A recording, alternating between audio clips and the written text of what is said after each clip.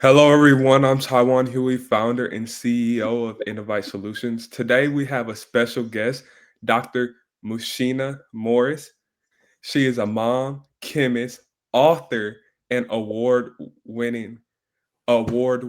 So, I would love for her to introduce herself and tell the audience who you are and what you do. And thank you so much for coming on uh, Thank you, this Taiwan. podcast. Thank you, Taiwan. I am Dr. Muhsinah Morris. I am an innovator, a chemist, a mom, a wife. I am a professor. So, by Hmm. training, I'm a biomolecular chemist who received a master's and PhD in biomolecular chemistry. I am HBCU made. My bachelor's degree is from Clark Atlanta University, one exceptional Hmm. university, and I am a member of Delta Sigma Theta Sorority Incorporated. I Yes, throw that ma'am. on in. Shout out to my sorors. It was homecoming this past weekend, so lots and lots of fun to be had at Clark Atlanta University. I am also a professor at Morehouse College currently. I have Hmm. been in the chemistry department, in the education department. I've been the interim department chair of chemistry, as well as the academic program director in chemistry. I have been in education and trained pre service educators using extended reality technology. One of my biggest projects, and possibly why you have me on here, Taiwan, is that I am the director of Metaverse Programs at Morehouse College, and that is a newly created position, but not a newly formed role. So I've Hmm. been the Metaversity director since the spring of 2021, teaching our courses across disciplines in immersive virtual reality at Morehouse College. We've helped stand up over 200 metaversities alongside our EdTech partners, Victory XR, and we taught over 50 courses in immersive virtual reality across disciplines. So when I say across disciplines, I mean humanities, business, as well as in STEM. Hmm. So that is what I do. I train faculty. I make sure that they are abreast of emerging technologies, whether it is extended reality technologies primarily or AI, artificial intelligence, also cloud computing, network solutions, data science, you name it, I dabble in it. And I also help train students on understanding what their intellectual property is worth by teaching Hmm. intellectual property integrated into courses as well. But I'm also an entrepreneur. So Wow. I have my own podcast, Beyond Reality, have my own Mhm. educational consulting firm, Metaverse United, and I work at the intersection of neurodivergent learners. Um, Mhm. Anyone is the voice. As I always say, from the womb to the tomb, we help you find where you belong in the Wow. embodiment of the internet called the metaverse. So, working from now is generation beta all the way up to baby boomers. So, Mhm.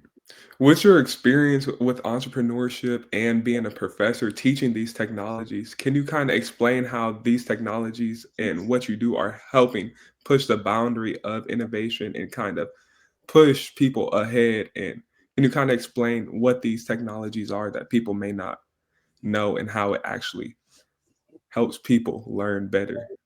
absolutely. So, one of the things that I always preach to my students is you need to innovate. You need to innovate. You need to innovate. I don't care what discipline you're in, you need to innovate and you need to use technology to do it. Well, I'm Mm-hmm. pretty tech savvy, but you take a child who, or a student who is, sociology driven, and they think about all the ways in which they need to interact in sociology, and they think technology takes out the human component when actually technology is a way to help them do their jobs better. So Hmm. my students were the reason why entrepreneurship became something that I did so readily. One, there's never enough chemistry tutors out there. There's never Hmm. enough people training about these emerging technologies out in the marketplace. And so I kind of was not drug, but kind of drug into doing that kind of work because I Hmm. had so many parents, so many colleagues, so many people that I grew up with who had children now who struggled in chemistry or who struggled with computer science or physics. And so that's how my business started. But it grew because as I started delving into emerging technologies and going out to Hmm. Silicon Valley and meeting with different partners, I learned that the greatest thing that we have that we can use is to create not just consumers of content, but producers of content. Mhm. And that is a way to overcome 20 generations of oppression. So you think about historically Black college and university like Morehouse College, where there's young Black males primarily, and you think about them being the head of their family. And one of our mottos or missions is to create servant leaders. And I'm thinking the only way that they're really going to be able to lead their family financially in terms of creating generational wealth is to really take technology and hone it. Mhm. So it was part partially because I kept telling my students to leap, that I took a leap of faith in just starting a different way of becoming a thought leader in the space, doing speaking engagements, taking on small consulting projects where I could help Mhm. stand up these institutions or organizations using the technologies that we were using. As well, and that I had used in my teaching practice. So that's kind of what it was. And to try to level up educators, because it's like Mm. educators are going to be the ones that's in the classroom and tasked with making sure that everyone is ready for the future. And I think that a lot of times we leave behind the fact that they need to be also upskilled in Right. technology. So that was a big reason why I decided to start Metaverse United, and why I decided that I'm going to just start targeting these demographics that aren't necessarily, a priority on big tech companies' lists per se. Exactly. And you did share with me in our previous conversation that you are a OpenAI fellow. Can you I tell am. us a little bit about that experience and how that's going? So last year at New York EdTech Week, OpenAI had asked us to, had asked, I think it may have been, oh, if it was 12 of us, maybe 10 of us, educators from across the globe to come and basically have roundtable discussion and serve as faculty counsel to help them Mhm. understand how we in higher ed are using AI, generative AI, and the technologies that they had available. And if we had good case use cases, then we were asked to share those things. And I just thought that was really a beautiful experience to be able to be um, someone representing a historically Black college and university, the only Black Mhm. woman in the room. Um, that's an American. There was another brother from South Africa that was there, but Mhm. just to represent for historically Black colleges and universities, and Mhm. to represent for Black women in general, and just to stand up and say, hey, we do amazing things, and these are things that we're doing. So a lot of what I have done has been used in various articles that OpenAI has published. I've also done like Mhm. a how to for them that is a part of their global education site. And I just feel real blessed to have been an inaugural member and see them open their New York offices while we were there. So that was like a big surprise. We were part of them opening up their New York office. And so we were able to be there at their grand opening and launch. So it was really an interesting experience. And so I still am tasked with, like I definitely use it in my processes, but just being a part of providing information when they need Mhm. it, to let them know how higher ed is using it, how we're shifting away from the conversation simply about academic dishonesty and moving more towards how do we best prepare our students to use this technology well so Mhm. that they can be ready for the future of work.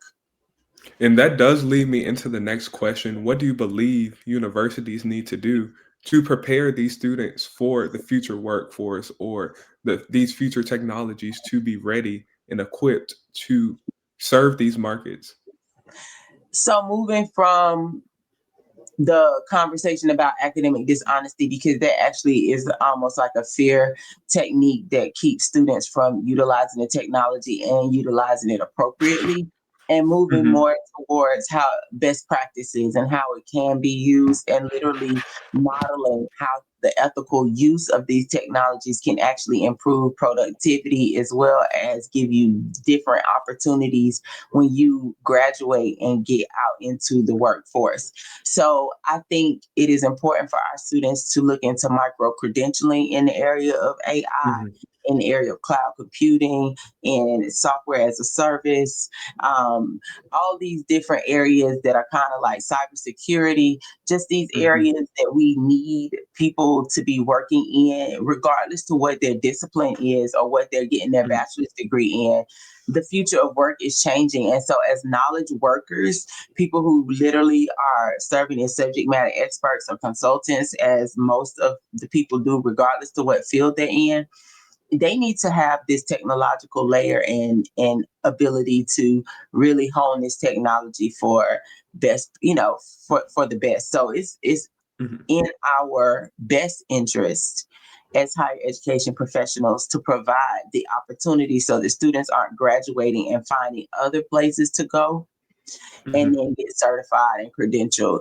And that could bring a lot of resentment. So it provides an opportunity for us as higher education to give students a fuller education and more bang for Mhm. their buck because they are paying for this education. Exactly. So, you have broke down a lot of barriers. You have your resume is long. I was looking at it, and you have a lot of things to your name. But how do we ensure that this technology is equitable for our community, the Black community, and how can we make sure we instill in our people that innovation is coming, and we need to learn these technologies and make sure we break down those barriers. So how can we break down those barriers per se? So I do a lot of community events. I do a lot of community listening sessions. I'm from Decatur, Georgia. I grew up here, was educated here, went to college here, went to graduate school here in Atlanta, Georgia. And Mhm. I do a lot of community work. One, because I'm raising Mhm. children here, but two, because I've been called upon as an expert by other people. And I lend a lot of my time to the service of making sure that our communities, our school systems, our churches, our community centers are all hearing what the next need is going to be. So I Mhm. really take pride in helping develop talent pipelines. I Mhm. work with the TRIO program, which is a first generation college student Yeah. summer program, Upper Bound. And I've been doing that for over 14 years. So just like we kind of pounded into the head of youth my age, I guess, when we were Mhm. young, that STEM was the thing, go into science, go into biology, Mhm. chemistry, math, all of that kind of stuff. So STEM was this big deal. Mhm. And I was kind of molded in that way. It's like you find a young child that's curious and full Mhm. of discovery and wonder, and you lead them down that path. Well, I believe that those kind of pathways need to be developed within our educational system now. So I really am pushing Mhm. for mandated AI education, mandated computing education, mandated digital literacy skills, mandated Mhm. digital fluency skills, and not just for our students, but also for our K 12 educators. I think it's really going to start with our younger generation that is using it. But in our communities, in our schools, we've got to start investing in technological infrastructure that is going to be useful for our students in their future. So it's Mhm. necessary. Like when I was growing up, we may not have been a school that had lots of money, but we did have Mhm. one computer in a computer lab, and every child got their Wow. little 15 minutes of fame over the school year with this one computer, but it made a remarkable difference. So I say, yes, Mhm. these little headsets like this, they're expensive. They're about $300.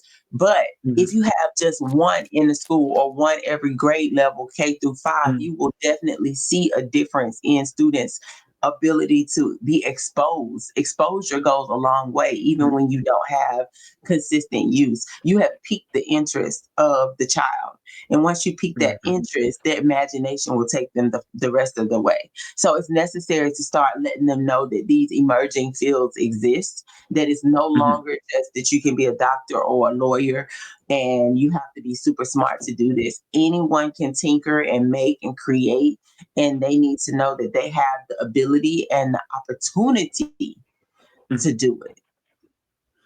And I know you have raised very successful kids, so I do wanna know, do you have any advice for the parents on getting children interested in these technologies per se, or just making sure they educate themselves on how to make their children aware of these, even if they don't come from a STEM background. We used to hear all the time, get off that game, put that game down. Mhm. And I can tell you this funny story. So one time I was during the pandemic, everyone was at home. And so we Mhm. were teaching using these VR headsets, not this particular one, but the Quest 2 at the time. Mhm. And uh, we were on Zoom. We start off on Zoom always, and then we go into transition into the headset. So I heard this one of the young men in my class say, "Mommy, I gotta go. I gotta get into my class." Right. So Mhm. when she comes back in the room, he's in headset already. We transition, right? Mhm. And she starts fussing him out. She like, boy, I know you're not on no game. I know you. I expected you. You in college. You supposed to blah blah blah blah blah blah. He was like, mommy, excuse me, mommy, I'm in class. She was like, I don't want to hear that. You not about, So finally, he was like, mommy, I am in class. Mhm. We're in class in virtual reality, and this is Mhm. how we attend our chemistry course. So it took for him to put the headset on his mother for her to talk to me as a professor. I'm in there like, hey, Mrs. Such and Such, how you doing? She's like, oh my God, I'm so sorry. I had no idea. We didn't use Mhm. this growing up and blah, blah, blah. And I thought that he was on another video game and he had just found some technology that, you know, and I was like, yeah, I know, I understand it's unconventional, but this is what we're doing. And so every time you see Mhm. him, he's got his avatar in class. And she was like, oh my God. So now I'm gonna tell him to get your avatar to class then. And so it was just a real cute experience. And so I tell parents now, I'm not saying don't chastise your child for not doing chores or not doing anything, but Mhm. incentivize them to not just utilize this technology, but to create in these technologies. So if they're going to be Mhm. playing Madden, make them create a team in Madden Mhm. of people that are all over the world, because they'll be working with global personalities, and allow Right. them to be like guild leaders in these role playing games. Allow them Mhm. to take on leadership roles and create their own worlds and engineer sites in Minecraft and engineer things in Roblox. And don't Mhm. block them from being creative beings using technology. And don't just think that, oh, because they're on a game, they're just wasting time. Go and show them, hey, they have this creator studio that's a part of Roblox. Would you like to join? Oh, in Fortnite, you could create your own world and then have people play it and stream it. Do you want Mhm. to do that? Find out about Discord, find out about Twitch, find out about all of these other platforms that are being used and leveraged and monetized so Mhm. that your child can be successful and bring in a check. Because we like money. We do, we do. We give But you money. You need to be yes, gaining ma'am. wealth. Yes, ma'am. But I am gonna switch the conversation. Recently I seen your startup walk with the word Walk XR, the word. walk the word XR, and it really inspired me because recently I've been feeling called and convicted to infuse my faith with innovation, because ultimately creativity comes from God. And when I was a young person, I was prophesied to that I would have witty inventions and things like that. So how Oh, is that how is that intertwining your faith and innovation going hand in hand, and how do you do it, and what advice would you give exactly? listen, I just fervently believe, first, thank you for the question. Mhm. And I thank God for the opportunity to just share about what He's done in my life. Mhm. And I fervently know that everything that I have done, I've not done on my own, because Mhm. when you read back my own bio, like I've read my own bio out loud before and been like, dang, girl, like what? And I know that that's all God, because I don't even have the physical energy or stamina to Right. take on all of these projects and carry them through to the end without His strength. So I'm Mhm. just, and then, like you said, the conviction of knowing that you have a higher purpose and a higher calling to do this kind of work. I tell Mhm. people all the time, what I'm not going to do is wrestle with God. I'm not Mhm. going to do it because, see, God calls me like how he called Elijah. No, Mhm. Elijah, when he was at the sea. He's like, Muhsinah, wake up. I'm like, it's 4 o'clock in the morning, Lord. Like, no. Muhsinah, wake up. Don't you be calm. I'm like, I am trying to sleep, like put the covers over my head, and it's like, Messina, listen, I need you to do da da da. So what I don't do is not listen anymore because he will wake me clean up Mhm. out my sleep, almost like a mama that you didn't wash their dishes. So Mhm. I just do what he says do. So if he says, listen, I'm considering whatever, I'm like, yes, sir. Okay, let me Right. figure out how I'm gonna do this in faith because this sounds crazy. You know, it sounds crazy, guys. So like, Mhm. um, but I have learned that we have got to create space for the creator in Mhm. everything, in every aspect of our world. And if we are going to be creating a metaverse or another existence beyond this particular reality that we see, then there has to be a space for worship, for praise, for honoring Mhm. God, who is the creator and allows us to be creative in our thoughts and our abilities. And so it's also a way to get other people to read the word of God because you'll be able to immerse yourself in the word of God, into Bible stories, into prayer, into Mhm. meditation, in an environment. Maybe you don't live in a place where you can go and just kind of be quiet and silent, but you can put your headset on and it will transform the environment you're in into, a sanctuary that you've created that you feel Mhm. like makes you edify God and be in his presence more. And so it's about creating space in this world, but beyond this world and this reality for who created us and who gives us all of our gifts and talents because he's blessed us and he's so good to us. And so that is one of the things. And as our young people continue to create in this space, I don't want them to forget Mhm. that we are because God is. Yeah. Amen. Yeah. That inspired me so much because, like, right now, like, I'm learning how to kind of understand God's voice because I feel like I get so many thoughts, "Oh, do this, do this, do this," and kinda understanding what's from God and what's just from me and when to execute, God's vision and just when to walk forward. So, I always thank you say for sharing align that. it with the word. I think when God's voice became clearer to me was when I really started reading the word all the time. Like Mhm. this morning I started reading Second Samuel all over again, and then I got into First Kings, and just letting the word penetrate through my spirit, just hearing the word. Literally, Mhm. now you can listen to the Bible. I said, what?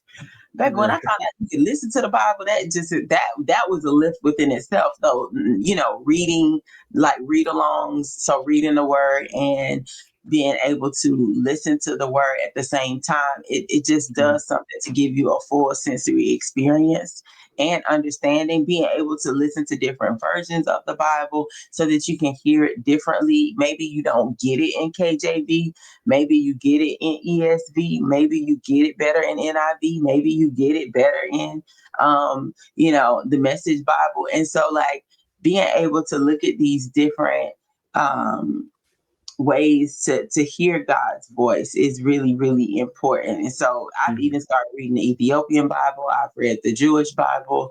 I read like concordances a lot to kind of look at the Greek root of the word or go back and look at the root of the word to figure out what was God saying here or what was his character in this particular thing. So really studying the word of God. And when you do that, it just makes it easier. And I always say, take specific time out to talk to God. And we say Mhm. talk to God, but when I say talk to God, I really mean listen, because Mhm. you could you could tell God what you want to tell him, but I would tell you he gonna sit you right down and tell you what he want to tell you. Right.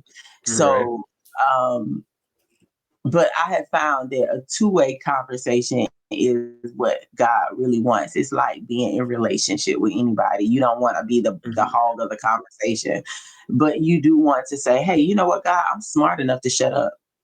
I'm smart Mhm. enough to know I don't know what's going on. I don't know who Right. is you and who is not you. So how can I hear you? And like if you just sit still in the presence of God, I promise you, all of the things that seem to be so pouring into you from all different angles becomes so very clear. Mhm. And I find, that's not something, a relationship isn't something, and trust isn't something you cultivate within one session. You don't just sit Mhm. down once and then be like, you know what, you ain't talking about nothing, so let me go about my Right. business. It takes time. It takes spending time, just like you spend time with a human being, and then they open up about the things that they care most about. Same Mhm. thing with God. He will open up to you about the things that he cares most about, which is you. He cares most about you. And so he's going to give you everything you need, but he also needs to know that you're going to be receptive. And the only way that he knows that is, do you keep showing up? Do you keep Mhm. showing up to hear from me, whether you like what I say or not? Do you follow my word when you don't like it? When you are really afraid to do the thing that I'm saying do you do it anyway? And Mhm. then get through it and be like, oh God, we did that.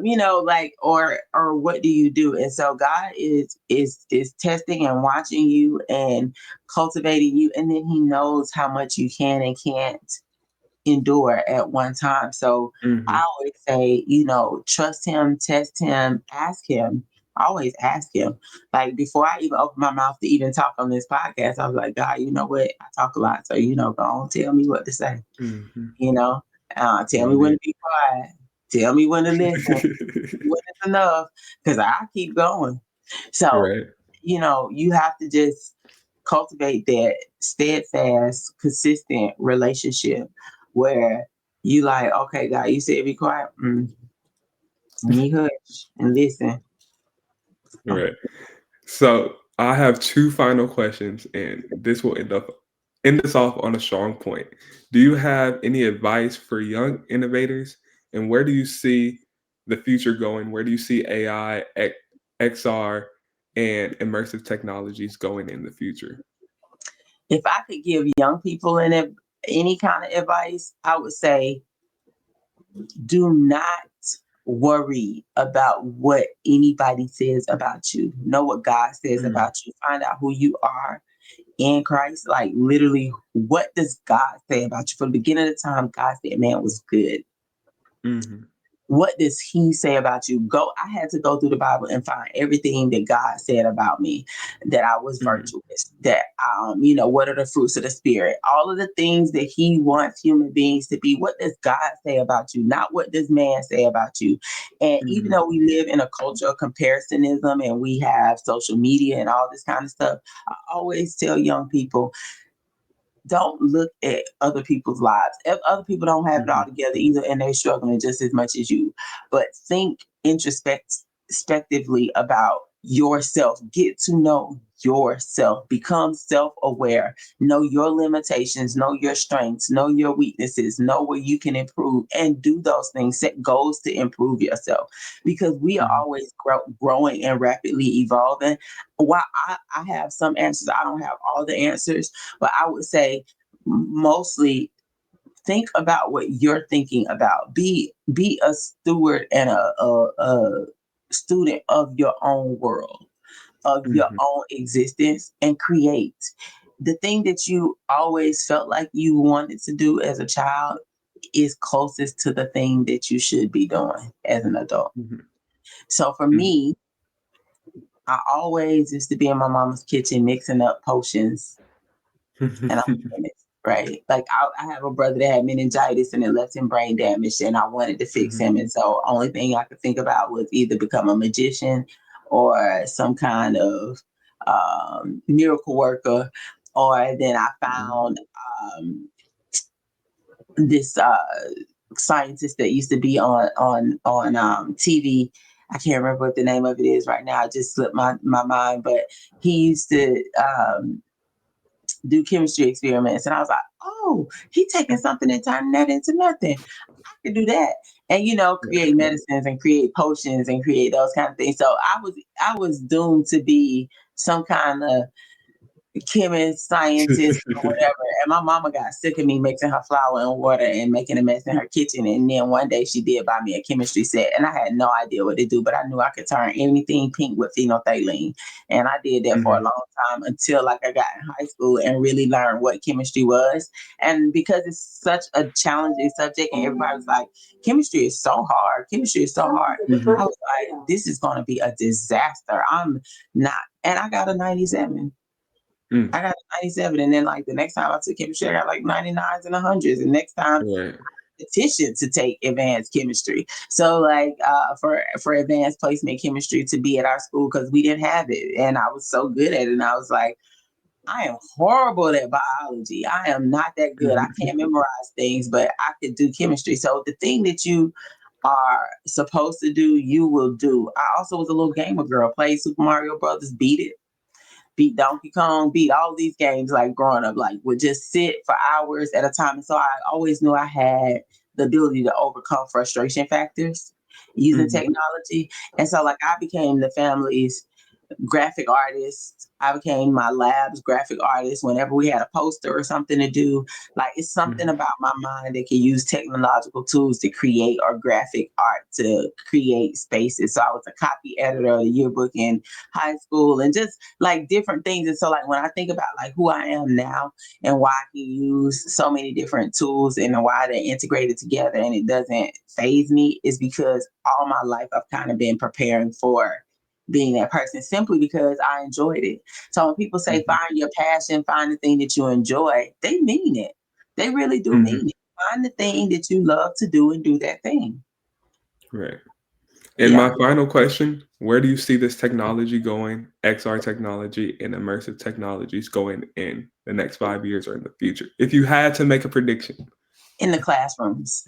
In the Classroom. classrooms to provide real time experiences for students to not just gather in spaces and experience the world differently, but also for them to collaborate across the globe.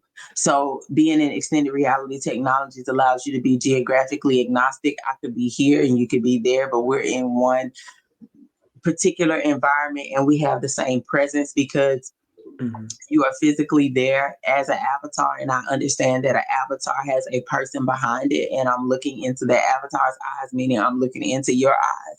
And so Mhm. that understanding bridges the gap, and I think that it brings about more collaboration. And so I see it becoming like more useful for creating a global classroom. So I Mhm. have my own school called One Metaversity, and I'm getting ready for that kind of experience. So giving Mhm. young people an opportunity to learn all over the globe skills from other people who are also equally interested in learning about them, and then learning other cultures and learning other things together because we're one humanity, so we should all be learning from one another and gaining from each other's experience so the world could be a better place. So that's where I see it going into the classrooms so that we could have this global understanding of all humanity. Thank you so much, Dr. Morris, for coming on the podcast. Can you tell everybody where they can find you at and any upcoming things you may have that you may want to promote? Absolutely. So you can find me at www.unitethemetaverse.com. I'm very active on LinkedIn. All of my links and everything are on my LinkedIn or on my link tree at Dr. In the Muhsinah. description. In the description, Yes, it's gonna be in the description. So oh yeah, make it's sure. gonna be in the description, right? So you can find out anything about me. I'm pretty transparent and open, and I'm very responsive. I try to make sure that I get back to everyone because if you took the time to reach out to me, then I want to take the time to let you know how much I appreciate your support. So look out for my YouTube channel. I'm starting to post more live content as well as my blogging from the bed blog Mhm. on Substack. So it's on Spotify now too. So it's interesting. So look All right. me up. Thank you everybody for watching, and thank you again, Dr. Morris, and you have a great one. All right, you too. Thank you.